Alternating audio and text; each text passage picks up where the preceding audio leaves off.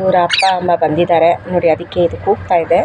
ಅವ್ರ ಅಪ್ಪ ಅಮ್ಮನ ವೆಲ್ಕಮ್ ಮಾಡೋದಕ್ಕೆ ತೋರಿಸ್ತೀನಿ ನಾನು. ಅವ್ರ ಅಪ್ಪ ಅಮ್ಮ ಬಂದಿದ್ದಾರೆ ನೋಡಿ, ಬಂದಿದ್ದಾಳೆ ಹಾರ್ಕೊಂಡು ಬಂದು ಇವಳು ಇವಾಗ ಮೇಲ್ಗಡೆ. ಅವ್ರ ಅಪ್ಪ ಮೇಲಿದ್ದಾನೆ. ಎಷ್ಟೊಂದು ದಿವಸ ಆಯಿತು, ಮರ ಕಟ್ ಮಾಡಿಬಿಟ್ಟಿದ್ದಾರೆ. ಮರ ಇತ್ತು ಇಲ್ಲಿ. ಇವಳನ್ನ ಪ್ರೀತಿಯಿಂದ ಮಾತಾಡಿಸ್ಬೇಕು. ಇವಳು ನಮ್ಮ ಪ್ರೀತಿಗೋಸ್ಕರ ಬರೋದು. ಇನ್ನೇನು ನಾವು ಕೊಡೋ ಊಟ ಅವಳಿಗೆ ಏನು ಹೆಚ್ಚು? ಏನು ಮಹಾ ಅವ್ರಿಗೆ ಎಲ್ಲಿ ಬೇಕಾದರೂ ಎಂಥ ಊಟ ಬೇಕಾದರೂ ತಿಂತಾರೆ. ಅಂದರೆ ಕಡಲೆಕಾಯಿ ಬೀಜ ಅಂದರೆ ಸ್ವಲ್ಪ ಇಷ್ಟನೇ, ಕೊಟ್ಟರೆ ತಿಂತಾರೆ ಎಷ್ಟು ಬೇಕಾದರೂ. ಆದರೂ ಎಲ್ಲದಕ್ಕಿಂತ ನಮ್ಮ ಪ್ರೀತಿಗೆ ಮರ್ಯಾದೆ ಕೊಡುತ್ತೆ ಇದು. ಅದಕ್ಕೆ ನಾವು ಇದಕ್ಕೆ ಅಷ್ಟೇ ಪ್ರೀತಿ ಕೊಡ್ತೀವಿ. ಇದರಪ್ಪ ಕೂಡ ಮಾಡಿ ಮೇಲೆ ಅಲ್ಲಿ ವಯರ್ ಮೇಲೆ ನೇತಾಡ್ತಾ ಇರ್ತಾನೆ. ಅವನು ಬರ್ತಾನೆ ಅಲ್ಲಿ, ಅವ್ನು ಕಾವಲು ಕಾಯ್ತಾ ಇರ್ತಾನೆ. ಯಾಕಂದರೆ ಹತ್ತಕ್ಕೆ ಕಾಟ ಜಾಸ್ತಿ ಆಗುತ್ತೆ ನೋಡಿ, ಅದಕ್ಕೋಸ್ಕರ. ಇದು ನಮ್ಮ ಮುದ್ದು ಮಗು ಇಷ್ಟು ವರ್ಷ ನಮ್ಮ ಜೊತೆಗೇ ಇತ್ತು. ಮರದಲ್ಲಿ ಗೂಡು ಕಟ್ಕೊಂಡಿತ್ತು. ಇವಾಗ ಮರನೂ ಇಲ್ಲ, ಏನೂ ಇಲ್ಲ ನೋಡಿ. ಎಲ್ಲ ಓಡು ಪ್ರಪಂಚ ಆಗೋಗ್ಬಿಟ್ಟಿದೆ. ಈಗ ನಮ್ಮ ಮನೆ ಮುಂದೆನೇ ಮರ ಇರ್ತದೆ. ಈಗ ನೋಡ್ಬೋದಲ್ಲ, ಏನೂ ಇಲ್ಲ. ನಮ್ಮ ಹಳೆ ವೀಡಿಯೋ ನೋಡಿದ್ರೆ ಗೊತ್ತಾಗುತ್ತೆ ಇಲ್ಲಿ ಯಾವ ಥರ ಮರ ಇತ್ತು.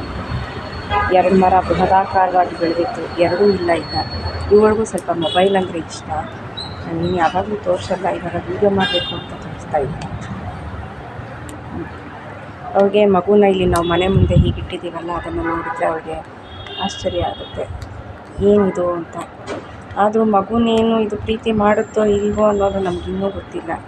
ಒಂದು ಮಗು ಹಾರಿ ಹೋಗೋಯ್ತು ನಮ್ಮ ಮನೆಯಿಂದ. ಎಷ್ಟು ಜೋಪಾನ ಮಾಡಿದ್ರೂ ಕೂಡ ಹಾರಿ ಹೋಗೋಯ್ತು. ಅದಕ್ಕೋಸ್ಕರ ಬೇಜಾರು ಮಾಡಿಕೊಂಡು 1 ವಾರ ಕಳೀತು ಇವತ್ತಿಗೆ ನೋಡಿ. ಇವಳು ಹಾರೋಗೋದು. ಇವ್ರು ಹೋಗ್ಬಿಟ್ಟು ಹಾರಿ ಕಾಣುತ್ತೆ ದೂರ ಒಂದು. ಆಯಿತು ಇವತ್ತಿನ ಕೆಲಸ. ಇನ್ನು ಅವ್ರ ಅಮ್ಮ ಅಷ್ಟೇ, ಇನ್ನು ಇವತ್ತಿನ ವಿಸಿಟ್ ಮುಗಿದೋಯ್ತು. ಅಷ್ಟೊತ್ತೇ ಬಂದು ತಿನ್ನೋದು. ಇನ್ನು ಈ ಮಕ್ಕಳು ಇಷ್ಟೊತ್ತು ಕಾಯ್ಕೊಂಡು ಕೂತ್ಕೊಂಡು ಅಮ್ಮನ ನೋಡೋಕ್ಕೋಸ್ಕರ ಇವ್ರನ್ನ ಈ ಥರ ಡಬ್ಬದೊಳಗಡೆ ಹಾಕಿ, ಇವ್ರಿಗೇನು ತೊಂದರೆ ಆಗಬಾರ್ದು ಅಂತ. ಯಾಕೆ ಅಂದರೆ ಸಿಕ್ಕಾಪಟ್ಟೆ ಹದ್ದುಗಳು ಹಾರುತ್ತೆ. ಅದಕ್ಕೋಸ್ಕರ ಇವ್ರಿಗೇನು ಗೊತ್ತಾಗೋದಿಲ್ಲ. ಬೆಳೆದ ಮೇಲೆ ತಾನೇ ಎಲ್ಲ ನಾವು ಬಿಡೋದಕ್ಕಾಗೋದು. ಬೆಳೆಯೋದಕ್ಕಿಂತ ಮುಂಚೆ ಈ ಪ್ರಪಂಚಕ್ಕೆ, ಊರ ಪ್ರಪಂಚಕ್ಕೆ ನಾವು ಎಲ್ಲಿ ಅಂತ ಬಿಡೋದು. ಅದಕ್ಕೋಸ್ಕರ ಈ ಥರ ನಾವು ಹುಷಾರಾಗಿ ಕಾಪಾಡ್ತೀವಿ. ಮನೆ ಒಳಗಡೆ ಫ್ರೀಯಾಗಿ ಬಿಡ್ತೀವಿ. ಮನೆ ಒಳಗಡೆ ಆರಾಮಾಗಿ ಓಡಾಡಿಕೊಂಡು ಹಾರ್ಕೊಂಡಿರುತ್ತೆ. ಈ ಡಬ್ಬನ ಹೀಗೆ ಹೊರಗಡೆ ಇಟ್ಟಾಗ ಹಾಲಲ್ಲಿ ಹಾರ್ಕೊಂಡ್ಬಂದು ಖಾಲಿ ಡಬ್ಬದ ಮೇಲೆ ಕೂತ್ಕೊಂಡಾಗ ನಾವು ಈ ಡಬ್ಬನ ಹೊರಗಡೆ ಇಡ್ತೀವಿ ಅನ್ನೋ ಒಂದು ಭಾವನೆ ಅದಕ್ಕೆ. ಎಷ್ಟಾದರೂ ಹಾರೋ ಗಿಳಿನೇ ಇಲ್ಲ ಅಂತಿಲ್ಲ, ಆದರೆ ಮರಿಯಾಗಿರೋದ್ರಿಂದ ನಾವಿದನ್ನು ಕಾಯಲೇಬೇಕು. ನೋಡಿ ತೋರಿಸ್ತೀನಿ ನಾನು. ಈ ಮಗು ಇದೆಯಲ್ಲ, ಇದಕ್ಕೆ ಈ ಎದೆ ಭಾಗದಲ್ಲಿ ಓಪನ್ ಆಗಿದೆಯಲ್ಲ, ಅದು ಕವರ್ ಆಗಬೇಕು.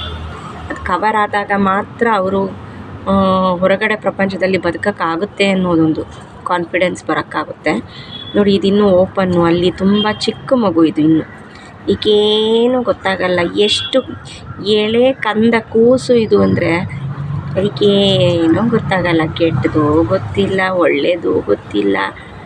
ಕಲಿಬೇಕು ನಾನು ಪಾಠ, ಜೀವನದ ಪಾಠ ಅನ್ನೋದು ಗೊತ್ತಿಲ್ಲ. ಹಶ್ವಾಯ್ತಾ, ತಾನೇ ತಿನ್ನೋದು ಈಗ ಕಲ್ತ್ಕೊಂಡಿದೆ. ತಿನ್ನುತ್ತೆ. ನಿದ್ದೆ ಬಂತ, ಎಲ್ಲಿರುತ್ತೆ ಅಲ್ಲೇ ಮಲ್ಕೊಳ್ಳುತ್ತೆ. ಹಾರಬೇಕು ಅನ್ನೋದು ಆಸೆ ಬಂತ, ಅಲ್ಲೇ ಅದು ಓಪನ್ ಆಗಿ ಬಿಟ್ಟಿರ್ತೀವಿ. ನಾವೇನು ಕೂಡಕ್ಕಲ್ಲ ಕೇಜಲ್ಲಿ. ಅದಕ್ಕೆ ಇವಾಗ ಹೇಗೆ ಕಲಿತಾ ಇದೆ ಹಾರೋದಕ್ಕೆ ಅಂದರೆ, ಅದಕ್ಕೆ ರೆಕ್ಕೆ ಜೋರಾಗಿ ಬಡಿದ್ರೆ ಒಂದು ಅರ್ಧ ನಿಮಿಷ ಬಡಿಯುತ್ತೆ ರೆಕ್ಕೆನ ಪಟ ಅಂತ. ಅಷ್ಟು ಬಡಿದ್ರೆ ರೆಕ್ಕೆನ ಸುಸ್ತಾಗುತ್ತೆ.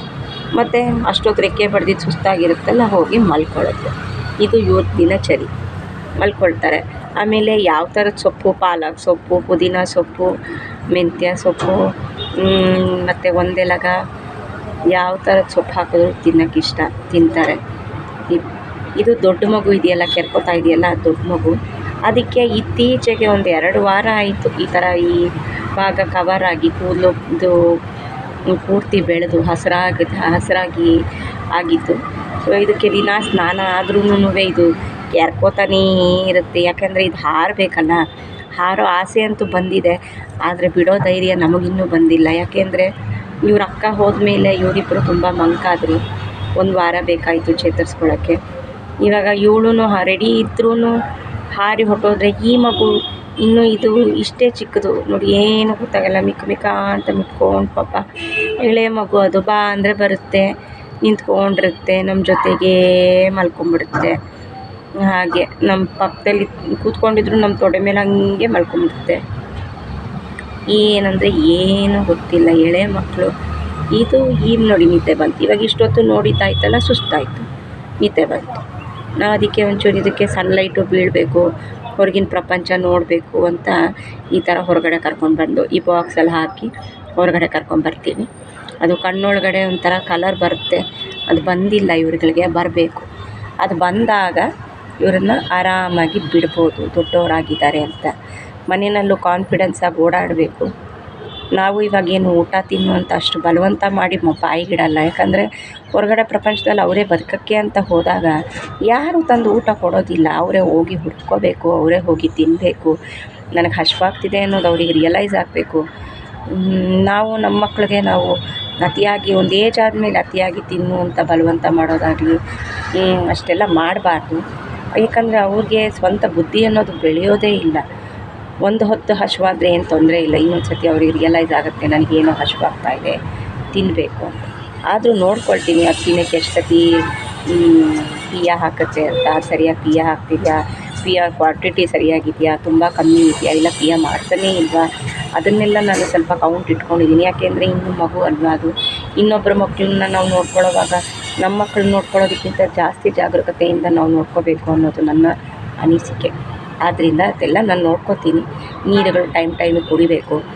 ಯಾಕಂದರೆ ಇವ್ರ ಅಮ್ಮನ್ನ ನೋಡಿ ನಂಗೆ ಗೊತ್ತು ಇವ್ರು ನೀರು ಯಾವ ಥರ ಕುಡಿತಾರೆ, ಇವ್ರ ಸ್ನಾನ ಯಾವ ಥರ, ಇವ್ರ ದಿನಚರಿ ಯಾವ ಥರ ಅಂತೆಲ್ಲ. ಸೊ ಹಾಗಾಗಿ ನಮಗೆ ಇವ್ರ ಬಗ್ಗೆ ಮಾಹಿತಿ ಇರೋದರಿಂದ ನಾವು ಇವರನ್ನು ಚೆನ್ನಾಗಿ ಬೆಳೆಸ್ತಾ ಇದ್ದೀವಿ. ಯಾವುದು ಪೌಷ್ಟಿಕ ಆಹಾರ ಇದೆ, ಗೋಡಂಬಿ, ಬಾದಾಮಿ ಅದೆಲ್ಲ ಸ್ವಲ್ಪ ಇಷ್ಟ ಇವರಿಗೆ. ಕಡಲೆಕಾಯಿ ಬೀಜ ನಾವು ಇವಾಗ ಸದ್ಯಕ್ಕೆ ಯಾವುದು ದುಡ್ಡಿನ ಮುಖ ನೋಡೋಕ್ಕೆ ಹೋಗ್ತಾಯಿಲ್ಲ. ಏನೋ ದೇವ್ರು ಕೊಟ್ಟಿರೋ ಮಕ್ಕಳು ಇವರು, ಅದಕ್ಕೋಸ್ಕರ ನಾವು ಪ್ರೀತಿಯಿಂದ ಸಾಕ್ತಾಯಿದ್ದೀವಿ. ಯಾಕೆಂದರೆ ನಾಳೆ ದಿನ ಪ್ರಪಂಚದಲ್ಲಿ ಬದುಕಬೇಕು ಅಂತಂದರೆ ಇವರಿಗೆ ಆ ತಾಕತ್ತು ಅನ್ನೋದಿರಬೇಕು. ಹದ್ದುಗಳು ಅಗೇನ್ಸ್ಟು ಹಾರ್ಕೊಂಡು ಹೋಗಿ ಬದುಕುವಂಥ ಶಕ್ತಿ ಇವ್ರಿಗೆ ಇರಬೇಕು. ಅದೊಂದೇ ನಮ್ಮ ಉದ್ದೇಶ. ನಾವಂತೂ ಇವರನ್ನು ಮನೆಯಲ್ಲೇ ಪರ್ಮನೆಂಟಾಗಿ ಸಾಕಬೇಕು ಅನ್ನೋ ಆಲೋಚನೆ ನಮ್ಗೆ ಇಲ್ಲವೇ ಇಲ್ಲ. ನೋಡಿ ಆಕಾಶದಲ್ಲಿ ಇವಾಗ ಹಕ್ಕಿಗಳು ಹಾರೋ ಸಮಯ ಆಯ್ತಲ್ಲ, ಅದಕ್ಕೋಸ್ಕರ ಕೇಳಿಸ್ಕೊಂಡಾದ್ರೂ ನೋಡಿ ಆದರೂ ನೋಡುತ್ತೆ, ತಿಳ್ಕೊಳ್ಳುತ್ತೆ. ಬರೀ ಮನುಷ್ಯರ ಜೊತೆಗೆ ಇದ್ದು ಮನುಷ್ಯರ ಜೊತೆಗಿರೋದಲ್ಲ ಇವ್ರ ಜೀವನ. ಪಕ್ಷಿಗಳ ಥರ ಆಕಾಶದಲ್ಲಿ ಹಾರಬೇಕು, ಬೇರೆ ಪಕ್ಷಿಗಳ ಥರ ಅನ್ನೋದು. ಎಸ್ಪೆಷಲಿ ಇವ್ರ ಫ್ಯಾಮಿಲಿ ಮೆಂಬರ್ಸ್, ಗಿಣಿಗಳ ಜೊತೆಗೇ ಇವ್ರು ಸೇರ್ಕೋಬೇಕು. ಇದೆಲ್ಲ ನಾವು ದೇವರಲ್ಲಿ ಮೊರೆ ಇಟ್ಟಿರೋವಂಥದ್ದು. ದೇವರ ಇಚ್ಛೆ ದೇವರು ಏನು ಮಾಡ್ತಾನೆ ಅನ್ನೋದು ಗೊತ್ತಿಲ್ಲ. ಆದರೆ ಇಂಥ ಅಮಾಯಕ ಮಕ್ಕಳನ್ನು ಕಾಪಾಡೋದು ದೇವರ ಕರ್ತವ್ಯ ಅಲ್ದಿರ ಯಾರ್ದು ಹೇಳಿ. ನಮ್ಮ ಕೈಲಾದ ನಾವು ಮಾಡ್ತೀವಿ. ಆದರೆ ಜೀವನದಿಂದ ಇದು 15 ವರ್ಷ 20 ವರ್ಷ ಬದುಕುತ್ತೆ ಅಂತ ಹೇಳ್ತಾರೆ. ಅಷ್ಟು ವರ್ಷವೂ ಯಾರ್ದೋ ಮನೆಯಲ್ಲಿ ಬಂದಿಯಾಗಿದ್ದು ಅವ್ರು ಹಾಕಿದ್ದನ್ನು ತಿಂದ್ಕೊಂಡು ಹಾರದೇರ ಅವ್ರು ಇಟ್ಟಿರೋ ಗೂಡಲ್ಲಿ ಮೂಲೆಯಲ್ಲಿ ಕೂತ್ಕೊಂಡು ಇದೇ ಥರ ನೋಡ್ತಾ ಇರೋದು ನನಗೇನು ಇಷ್ಟ ಇಲ್ಲ. 4 ದಿವಸ ಬದುಕಿದ್ರೂ ಸಂತೋಷವಾಗಿ ಬದುಕಬೇಕು, ಒಳ್ಳೆಯ ರೀತಿಯಲ್ಲಿ ಖುಷಿಯಿಂದ ಇರಬೇಕು ಅನ್ನೋದಷ್ಟೇ ನನ್ನ ಆಸೆ. ನೋಡಿ ಅವರಪ್ಪ ಬಂದ್ಬಿಟ್ಟು ಹೋದ, ನಾನು ಹಿಂದೆ ನೋಡಲೇ ಇಲ್ಲ. ಇವರುಗಳು ನೋಡಿದ್ರು. ಇವಾಗ ಅವರಪ್ಪ ಹಾರು ಹೋಗಿದ್ದಕ್ಕೆ ಭಯ ಆಗೋಯ್ತು. ಅವನಿಗೆ ನಾನು ಇಂಪಾರ್ಟೆನ್ಸ್ ಕೊಡಲಿಲ್ಲ ಅಂತ ಹಾರು ಹೊಟ್ಟೋದ. ನನಗೆ ಕಾಣಿಸ್ಲಿಲ್ಲ, ನನ್ನ ಬೆನ್ನ ಹಿಂದೆ ಕೂತಿದ್ದ ಅವರಪ್ಪ. ಇವರುಗಳು ನೋಡಿ. ಸೊ ಹೀಗೆ ನೋಡ್ತಾಯಿರಿ. ನೀವು ಲೈಕು, ಸಬ್ಸ್ಕ್ರೈಬು ಎಲ್ಲ ಕಮೆಂಟು ಮಾಡಿದ್ರೆ ನಮಗೂ ಗೊತ್ತಾಗುತ್ತೆ. ನಿಮಗೂ ಇದ್ರ ಬಗ್ಗೆ ಏನಾದರೂ ಹೆಚ್ಚಿನ ಮಾಹಿತಿ ಇದ್ದರೆ, ಗಿಳಿಗಳನ್ನು ಹೇಗೆ ಸಾಕಬೇಕು, ಇಂಥ ಗಿಳಿಗಳನ್ನು ವಾಪಸ್ ಪ್ರಕೃತಿಗೆ ಹೇಗೆ ನಾವು ಬಿಡಬೇಕು, ಅದಕ್ಕೇನು ರೀತಿ ನೀತಿಗಳನ್ನು ಪಾಲಿಸಬೇಕು ಅಂತ ಗೊತ್ತಿದ್ದರೆ ದಯವಿಟ್ಟು ತಿಳಿಸ್ಕೊಡಿ ನಮಗೆ. Thank you. ವಂದನೆಗಳು.